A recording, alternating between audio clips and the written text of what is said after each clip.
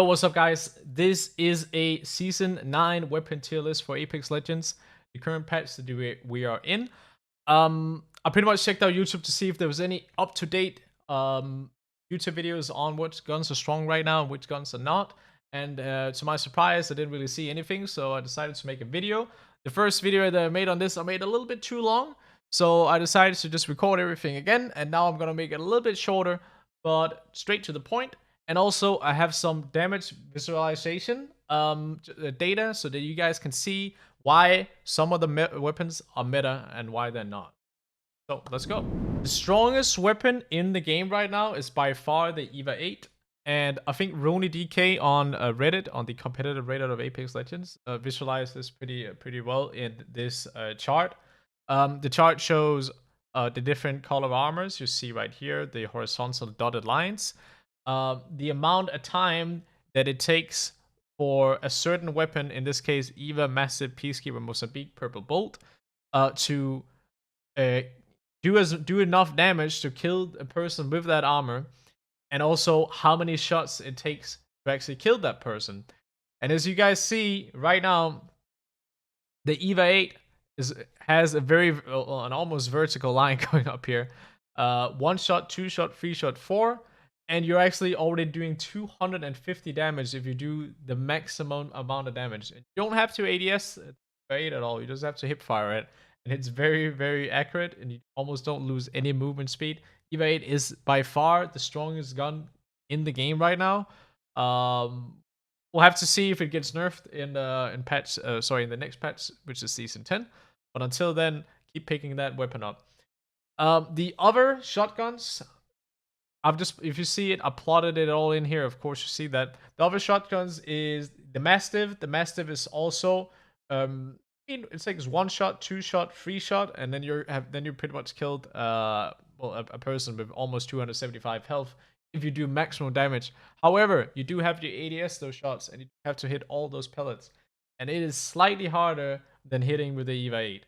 So I put it into A tier, but not B tier on the tier maker. The Mozambique, I've actually also put into A tier. Funny enough, I feel like it's an A tier shotgun. If we had to compare, it shoots very, very, very fast. If you see in comparison to the Peacekeeper, it shoots by almost 0.4 of a second faster, but also has slightly less damage output. But it's much easier to peek in with a Mozambique Purple Bolt. Hold left click, shoot all your shots off. Most of the time you're gonna get a kill.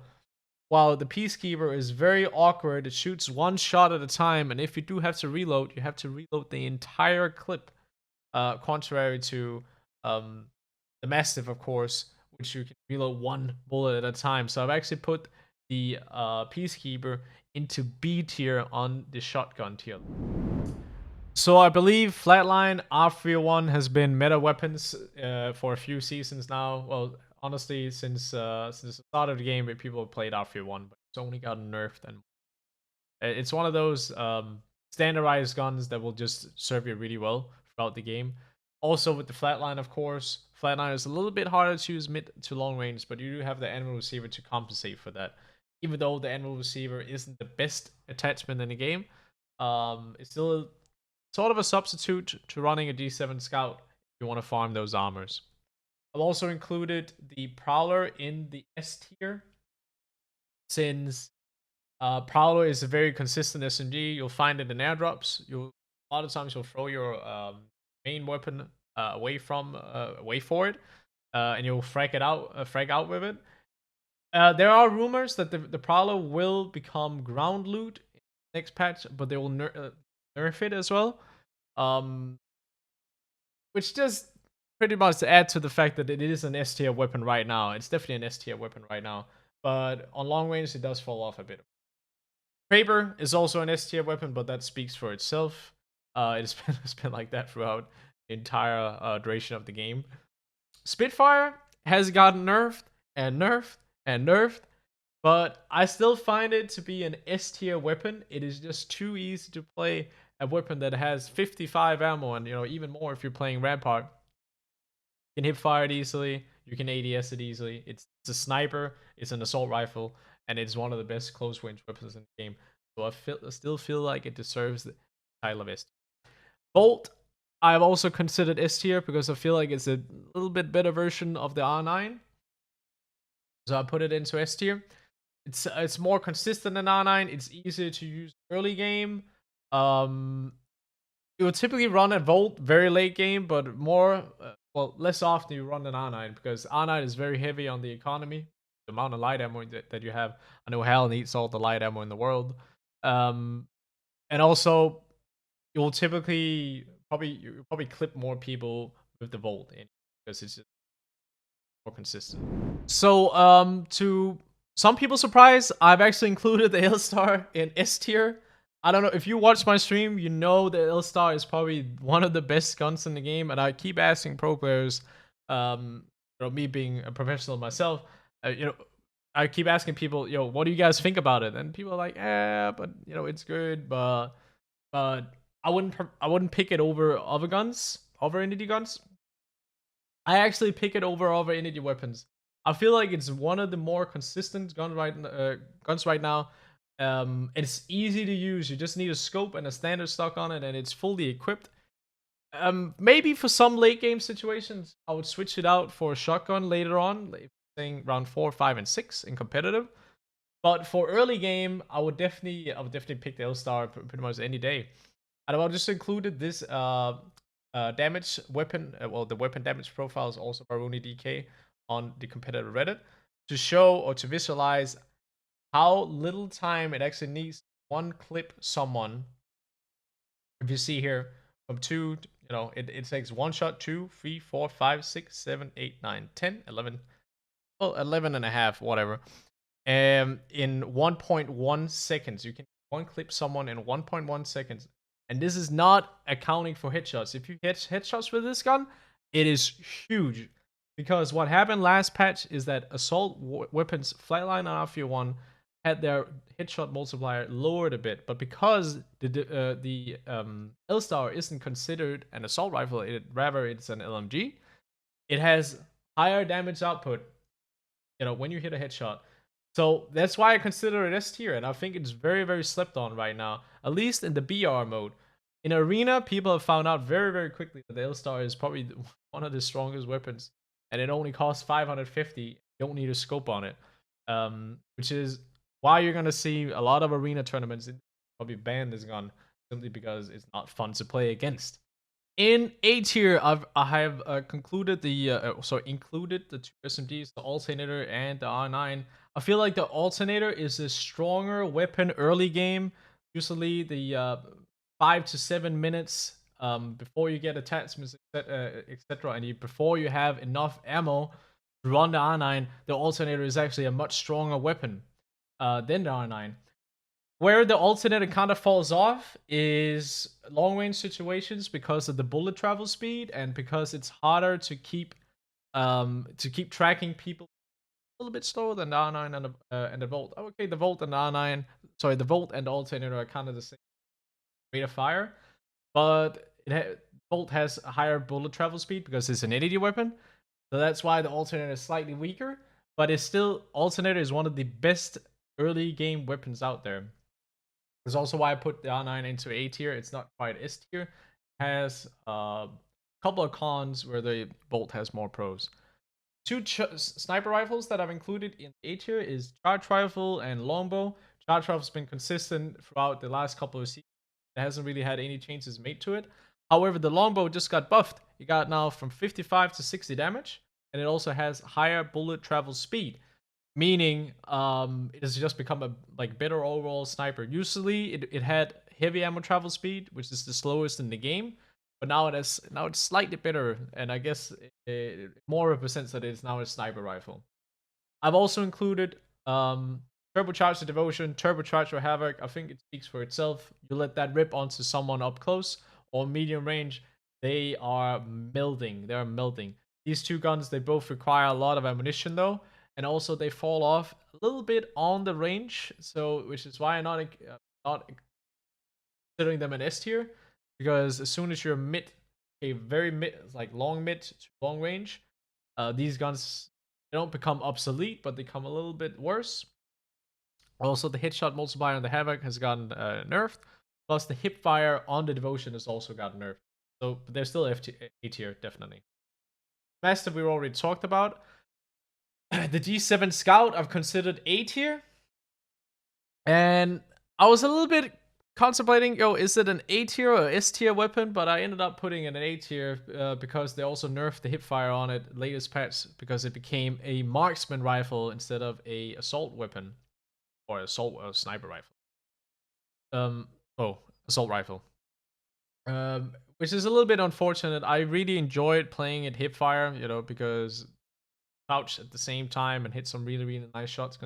But I've noticed that it is not as consistent close range weapon. Now it's more of a long range, as they probably intend to be.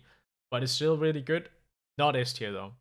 Same with the triple take. Triple take is kind of that one gun that you never want to pick up, but it's just always there in those supply drops. It's a sniper, but it's also a little bit of a shotgun. It doesn't feel as consistent as other guns. I've still considered A tier, but it's definitely not a Wingman. Both forms, I considered A tier. It's one of the more consistent weapons of the game.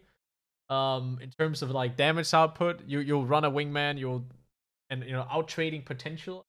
You can out trade people very very easily, peeking out from cover or strafing left and right in front of someone. If they don't log onto you, you might log onto them and hit 4 shots in a row, and you're like, "Oh my god!" And then you miss the 4 next shots, and you're like, "Oh, I'm not that good at all." That's pretty much the essence of the essence of the Wingman. You'll win big, but you'll also lose big if you miss all your shots. So I've considered it A tier. The 30-30 repeaters, I've considered B tier, even though they got buffed in the latest patch where the leg damage got increased and the time that it takes to make a concentrated shot so that it actually hits for a little bit more got buffed. I still feel like it's one of the more inconsistent guns in the game. If you hit all your shots, sure, it would be a decent weapon. But if you're running an assault weapon instead of this gun, you'll most likely come up on top. If you're facing a person using 30-30 repeat. Also, the shatter caps, I think that the shatter caps have been popularized a little bit because Abalilla has been running it and been popping off with it. But compare the shatter caps to the EVA 8, the shatter caps falls flat. So I'd still consider it B tier. Same with all the bows variants. I feel like they were. I mean, the Bocek was really really strong when it came out, but then it got nerfed and it got nerfed a little bit too much. I feel like definitely in B tier right now, in my opinion. I was contemplating putting Bocek with the Deadeye shot in A tier because you can time some really really fast shots on people, but it takes a lot of effort to take those shots, to line them up, and you compare it to what you could be doing with other guns, it also falls a little bit flat. Comparison. I would not run it because usually when I run a Bocek, I miss everything up. I missed the first. Maybe I hit the first shot and then I missed the three next shots, and my enemy has a Spitfire. I'm just so mad at that. So for me, it's a B tier weapon at the moment. So straightforward. I put the Devotion without the turbocharger into B tier. I feel like it's if you're facing an opponent that knows that you're using a Devotion and know how to time it against you, so that you can't really just run at them and spray that person, then it's definitely a B tier. But if you get to open up on a person so they just begin shooting really really fast, well, the Devotion is so scary. So it'd be same with the Havoc without the turbocharger. But Havoc without a turbocharger, I would still put it. Well, if we had a B plus tier, I'll probably put the Havoc without the turbocharger there. It has a very recognizable recoil pattern these days. That the Havoc, 36 shots, with an extended mag, it's pretty ridiculous. Damage on it is insane. It's so easy to use. The Hemlock was one of the strongest weapons throughout. Was the last season or 2 ago? But then we ended up nerfing it quite a lot. Got 2 damage taken off of it. The recoil pattern got changed, and also the hip fire on it got nerfed. On, but it was needed. The Hemlock was an absolute ridiculous gun, and now I still find myself picking up the Hemlock if I find it in golden version of the game, and I'll typically switch it out for a weapon that is a little bit more versatile in the late game.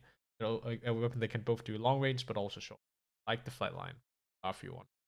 So the guns in C tier. Probably to no one's surprise, I've considered E20 there, even though they got a buff in the latest patch. It's still not as good as the other guns, and you know you had to put some some weapons in. It's got a little bit better off drop, but it's still not a huge weapon. I would consider it C tier.